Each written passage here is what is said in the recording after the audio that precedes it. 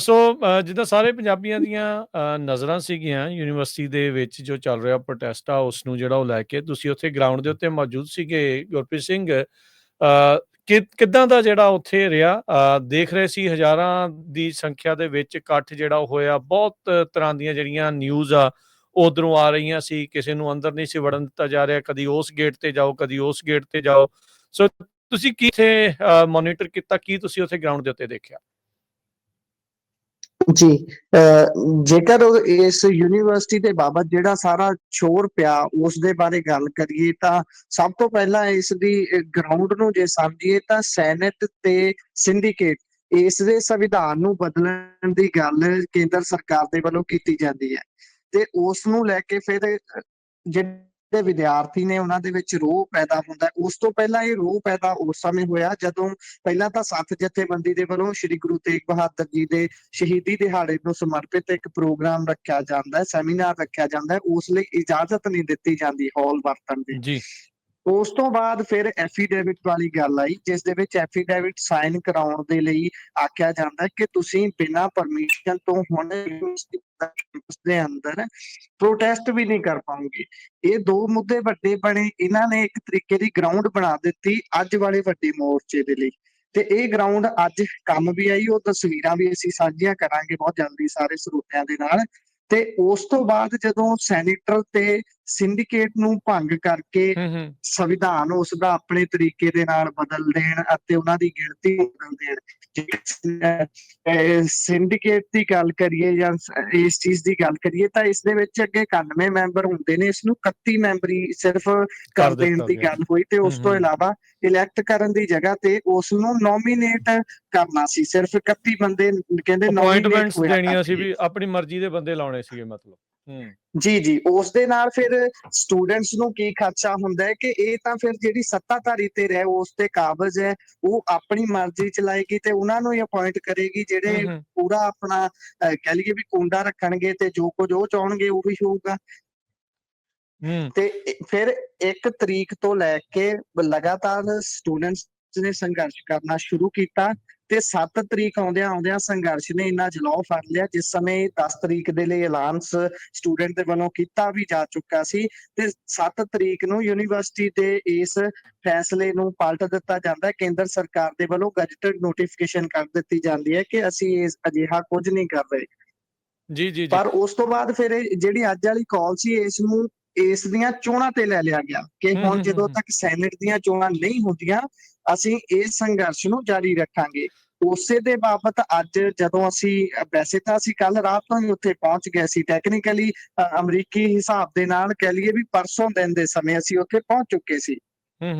ਸੋ ਅਸੀਂ ਪਹਿਲਾਂ ਤਾਂ ਗੁਰਪ੍ਰੀਤ ਹੁਣ ਜਿੱਦਾਂ ਨੋਟੀਫਿਕੇਸ਼ਨ ਉਧਰੋਂ ਉਹਨਾਂ ਨੇ ਜਾਰੀ ਕਰਤਾ ਲੋਕਾਂ ਦਾ ਹੁਣ ਕੀ ਜਿਹੜੀ ਉੱਥੇ ਰਾਏ ਸੀਗੇ ਨੋਟੀਫਿਕੇਸ਼ਨ ਵਾਪਸ ਲਏ ਜਾਣ ਤੋਂ ਬਾਅਦ ਵੀ ਹਾਂ ਜੀ ਸੈਨੇਟ ਭੰਗ ਕਰਨ ਵਾਲੀ ਉਹ ਸਾਰੀਆਂ ਚੀਜ਼ਾਂ, ਪਰ ਹੁਣ ਜਦੋਂ ਇਲੈਕਸ਼ਨ ਨੂੰ ਲੈ ਕੇ ਆ ਕੀ ਕੋਈ ਉਹਨਾਂ ਨੇ ਠੋਸ ਗੱਲ ਆਖੀ ਆ?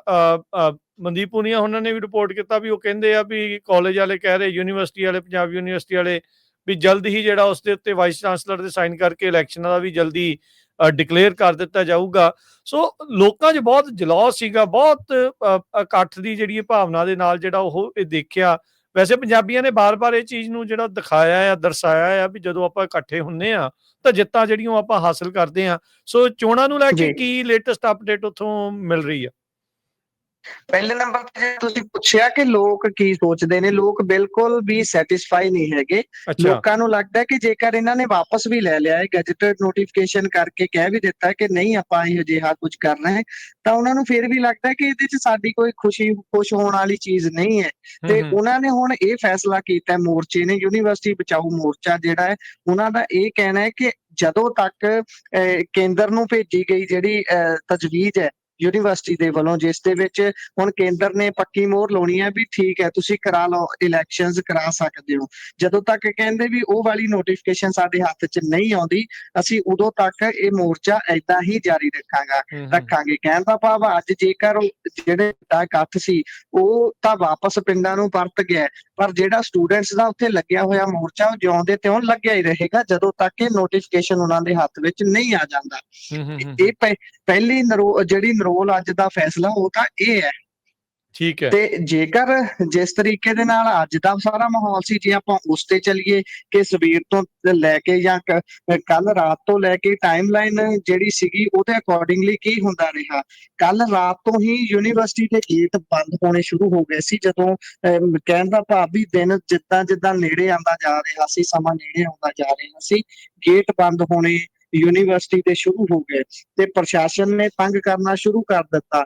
ਜੇਕਰ ਸਾਊਂਡ ਵਾਲੀ ਗੱਡੀ ਆ ਰਹੀ ਸੀ ਤਾਂ ਸਾਊਂਡ ਦੀ ਪਰਮਿਸ਼ਨ ਨਾ ਹੋਣ ਦੀ ਗੱਲ ਕਹਿ ਕੇ ਰੋਕਿਆ ਜਾ ਰਿਹਾ ਸੀ। ਜੇਕਰ ਟੈਂਟ ਦੀ ਗੱਡੀ ਆ ਰਹੀ ਸੀ ਤਾਂ ਟੈਂਟ ਦੀ ਪਰਮਿਸ਼ਨ ਨਾ ਹੋਣ ਦੀ ਗੱਲ ਕਹਿ ਕੇ ਰੋਕਿਆ ਜਾ ਰਿਹਾ ਸੀ।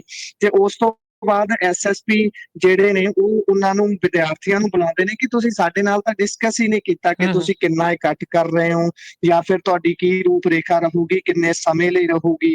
ਤਾਂ ਕਹਿਣ ਦਾ ਭਾਵ ਵੀ ਪੂਰੇ ਤਰੀਕੇ ਨਾਲ ਸਾਰੀ ਰਾਤ ਵਿਦਿਆਰਥੀਆਂ ਨੂੰ ਉਲਝਾਉਣ ਦੀ ਕੋਸ਼ਿਸ਼ ਜਾਰੀ ਰਹੀ। ਲਗਾਤਾਰ ਸਵੇਰ ਦੇ 4 ਵਜੇ ਜਾ ਕੇ ਤਾਂ ਉੱਥੇ ਸਟੇਜ ਵਗੈਰਾ ਲਗਾਉਣ ਦੇ ਲਈ ਅੰਦਰ ਸਮਾਨ ਵੜਨ ਦਿੱਤਾ ਜਾਂਦਾ ਹੈ ਤੇ ਉਸ ਤੋਂ ਬਾਅਦ ਫਿਰ ਜਦੋਂ ਸਮਾਨ ਲੱਗਦਾ ਹੈ ਤਾਂ ਫਿਰ ਅਗਲੇ ਦਿਨ ਸਵੇਰ ਦੀ ਰੂਪ ਰੇਖਾ ਜੇ ਟਾਈਮਲਾਈਨ ਤੇ ਆਈਏ ਤਾਂ ਤਕਰੀਬਨ ਅਸੀਂ 8:30 ਦੇ ਕਰੀਬ ਚੰਡੀਗੜ੍ਹ ਦੇ ਵਿੱਚ ਐਂਟਰ ਹੋਣ ਲਈ ਪਹੁੰਚਦੇ ਹਾਂ।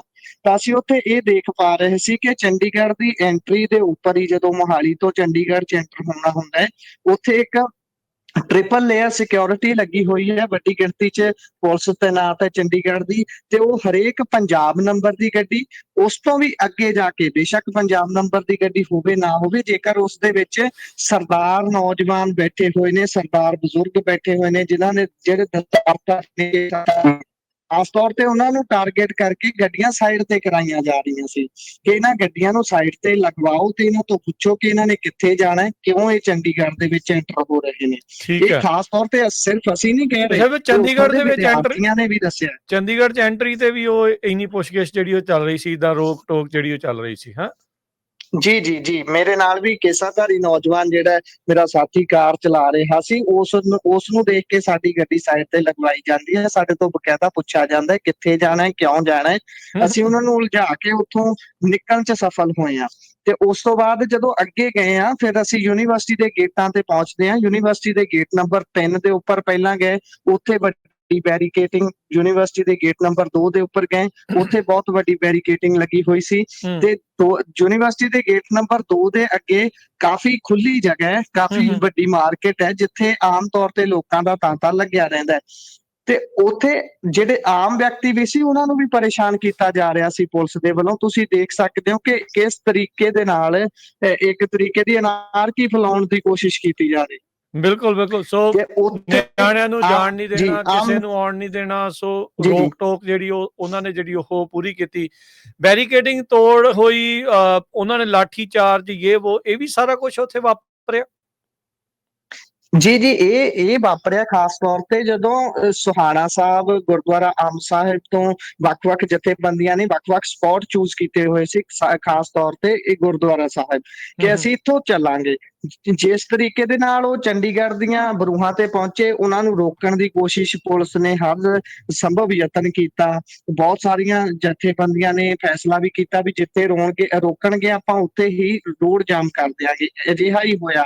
ਤੁਸੀਂ ਹੈਰਾਨ ਰਹਿ ਜਾਓਗੇ ਕਿ ਜਿਹੜੀਆਂ ਪੰਜਾਬ ਦੀਆਂ ਚੋਟੀ ਦੀਆਂ ਜਥੇਬੰਦੀਆਂ ਨੇ, ਉਹ ਵੀ ਤਕਰੀਬਨ 4 ਵਜੇ ਜਾ ਕੇ ਜਥੇਬੰਦੀਆਂ ਖੁਦ ਆਪ ਉੱਥੇ ਸਟੇਜ ਤੇ ਪਹੁੰਚੀਆਂ ਨੇ। ਇੰਨਾ ਸਮਾਂ ਤੱਕ ਖੱਜਲ ਕੀਤਾ ਗਿਆ ਜਥੇਬੰਦੀਆਂ ਦੇ ਵੱਲੋਂ, ਸੌਰੀ ਪੁਲਿਸ ਦੇ ਵੱਲੋਂ ਜਥੇਬੰਦੀਆਂ ਨੂੰ। ਇਹ ਹਾਲਾਤ ਰਹੇ। ਠੀਕ ਹੈ। ਕਿਸਾਨ ਜਥੇਬੰਦੀਆਂ ਨੇ ਵੀ ਸਾਥ ਦਿੱਤੀ। ਸੱਥ ਵਾਲੇ ਜਿਹੜੇ ਸੀਗੇ, ਹੋਰ ਜਿਹੜੇ ਸਟੂਡੈਂਟ ਵਾਲੇ ਜਥੇਬੰਦੀਆਂ ਸਾਰੀਆਂ ਇਕੱਠੀਆਂ ਨਜ਼ਰ ਆਈਆਂ ਉਹਨਾਂ ਇੱਥੇ।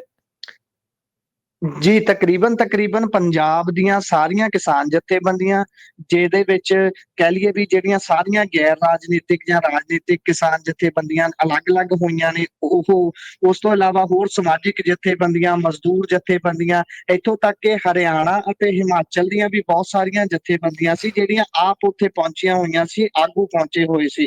ਕਹਿਣ ਦਾ ਭਾਵ ਪਹਿਲੇ ਨੰਬਰ ਤੇ ਤਾਂ ਇਹ ਗੱਲ ਜਿਹੜੀ ਪਾੜ ਪਾਉਣ ਵਾਲੀ ਕੋਸ਼ਿਸ਼ ਕੀਤੀ ਜਾਂਦੀ ਹੈ, ਪੰਜਾਬ ਨੂੰ ਅਲੱਗ ਦਿਖਾਉਣ ਵਾਲੀ ਕੋਸ਼ਿਸ਼ ਕੀਤੀ ਜਾਂਦੀ ਹੈ, ਉਹ ਸਰਕਾਰ ਦੀ ਨਾਕਾਮ ਹੋਈ ਹੈ। ਕਿਉਂਕਿ ਅਸੀਂ ਅੱਖੀਂ ਦੇਖੇ ਨੇ ਕਿ ਉੱਥੇ ਸਟੇਜ ਦੇ ਆਸ-ਪਾਸ ਜਾਂ ਫਿਰ ਲੰਗਰ 'ਚ ਸੇਵਾ ਕਰਦੇ ਹੋਏ ਹਰਿਆਣੇ ਅਤੇ ਹਿਮਾਚਲ ਦੇ ਨੌਜਵਾਨ ਤੱਕ ਵੀ ਲੱਗੇ ਹੋਏ ਸੀ। ਠੀਕ ਹੈ। ਇਹੋ ਜੀ ਕੋਈ ਗੱਲ ਨਹੀਂ ਹੈ ਕਿ ਪੰਜਾਬ ਦਾ ਇਕੱਲਾ ਸੰਘਰਸ਼ ਸੀ। ਸਾਰੇ ਕਹਿ ਲਈਏ ਵੀ ਵਿਦਿਆਰਥੀਆਂ ਦਾ ਸੰਘਰਸ਼ ਸੀ। ਇਸ ਤੋਂ ਬਾਅਦ ਮੈਂ ਰੂਪ ਰੇਖਾ ਇੱਕ ਵਾਰੀ ਸਾਰੀ ਦੱਸ ਦੇਣਾ ਚਾਹੁੰਦਾ ਕਿ ਜਿਸ ਸਮੇਂ ਉੱਥੇ 2 ਨੰਬਰ ਗੇਟ ਦੇ ਅੱਗੇ ਰੋਕਿਆ ਜਾ ਰਿਹਾ ਸੀ। ਸਾਰਿਆਂ ਨੂੰ ਇੱਕ ਤਰੀਕੇ ਦੇ ਨਾਲ ਬੱਸਾਂ ਲਗਾਈਆਂ ਹੋਈਆਂ ਸੀ, ਉਸ ਦੇ ਵਿੱਚ ਡਿਟੇਨ ਕਰਕੇ ਪਾਇਆ ਜਾ ਰਿਹਾ ਸੀ, ਧੱਕੇ ਦੇ ਨਾਲ ਲਿਜਾਇਆ ਜਾ ਰਿਹਾ ਸੀ, ਬਹੁਤ ਤਸ਼ੱਦਦ ਵੀ ਕੀਤਾ ਜਾ ਰਿਹਾ ਸੀ। ਕਈ ਤਸਵੀਰਾਂ ਅਸੀਂ ਕੈਦ ਕੀਤੀਆਂ ਨੇ ਖੁਦ, ਤੇ ਉੱਥੇ ਕਿਸੇ ਨੂੰ ਰੁਕਣ ਨਹੀਂ ਦਿੱਤਾ ਜਾ ਰਿਹਾ ਸੀ, ਜਿਸ ਤੋਂ ਬਾਅਦ ਸ਼ਾਇਦ ਇੰਟੈਲੀਜੈਂਸੀ ਦੀ ਫੇਲੀਅਰ ਹੈ ਜਾਂ ਕੁਝ ਵੀ ਹੈ, ਵੱਡੀ ਗਿਣਤੀ ਦੇ ਵਿੱਚ ਕਿਸੇ ਪਾਸੋਂ ਸਟੂਡੈਂਟਸ ਦਾ ਜੱਥਾ ਆਉਂਦਾ ਹੈ, ਜਿਹੜਾ ਕਿ ਬਹੁਤ ਵੱਡੀ ਗਿਣਤੀ 'ਚ ਸੀ। ਸ਼ਾਇਦ 1500 ਤੋਂ 2000 ਦੀ ਗਿਣਤੀ ਦੇ ਵਿੱਚ ਉਹ ਵਿਦਿਆਰਥੀ ਹੋਣਗੇ।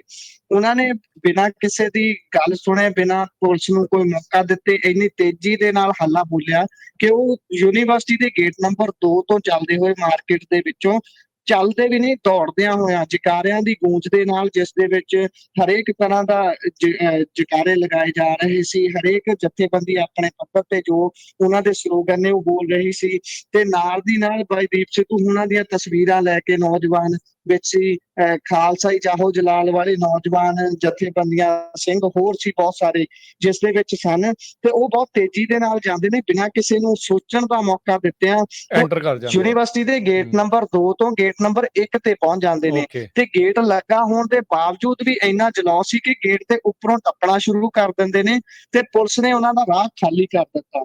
ਇਹ ਸਥਿਤੀ ਜਾ ਕੇ ਬਣਦੀ ਹੈ ਤਕਰੀਬਨ 12 12:30 ਵਜੇ, ਤੇ ਉਸ ਤੋਂ ਬਾਅਦ ਫਿਰ ਜੋ ਕੁਝ ਹੋਇਆ ਉਹ ਤੁਸੀਂ ਸਾਰਿਆਂ ਨੇ ਦੇਖਿਆ ਕਿ ਸਟੇਜ ਸ਼ੁਰੂ ਹੋ ਗਈ, ਸਟੇਜ ਸੱਜ ਗਈ, ਕਿਉਂਕਿ ਫਿਰ ਮਜਬੂਰਨ ਯੂਨੀਵਰਸਿਟੀ ਦੇ ਗੇਟ ਖੋਲਣੇ ਪੈ ਗਏ, ਉਹ ਵੀ ਸਿਰਫ ਗੇਟ ਨੰਬਰ 1, ਕਿਉਂਕਿ ਸਟੂਡੈਂਟਸ ਨੇ ਇੰਨੇ ਹੱਲੇ ਦੇ ਨਾਲ ਇੱਕ ਤਰੀਕੇ ਦੇ ਨਾਲ ਉੱਥੇ ਐਂਟਰੀ ਕੀਤੀ ਕਿ ਸਾਰੇ ਪੁਲਿਸ ਮੁਲਾਜ਼ਮ ਪਿੱਛੇ ਹਟ ਗਏ, ਜਿਸ ਤੋਂ ਬਾਅਦ ਇਹ ਪ੍ਰੋਗਰਾਮ ਇੱਕ ਤਰੀਕੇ ਦੇ ਨਾਲ ਨੇਪਰੇ ਚੜਿਆ, ਬੜਾ ਸਫਲਤਾਪੂਰਵਕ ਨੇਪਰੇ ਚੜਿਆ ਜੀ। ਜੀ ਨਹੀਂ ਗੁਰਪ੍ਰੀਤ, ਚਲੋ ਥੈਂਕ ਯੂ ਤੁਹਾਡਾ, ਤੁਸੀਂ ਉੱਥੇ ਪਹੁੰਚੇ ਸੀਗੇ, ਤੇ ਇਹ ਜਿਹੜੀ ਸਾਰੀ ਕਵਰੇਜ, ਇਹ ਸਾਰੀਆਂ ਗੱਲਾਂ, ਇਹ ਜਿਹੜੀਆਂ ਤਸਵੀਰਾਂ, ਇਹ ਸਾਰੀਆਂ ਵੀਡੀਓਜ਼ ਆ, ਜਲਦੀ ਪੰਜਾਬੀ ਰੇਡੀਓ ਦੇ ਸੋਸ਼ਲ ਮੀਡੀਆ ਪੇਜ ਦੇ ਉੱਤੇ ਵੀ ਜਿਹੜੀਆਂ ਉਹ ਪੈਣਗੀਆਂ।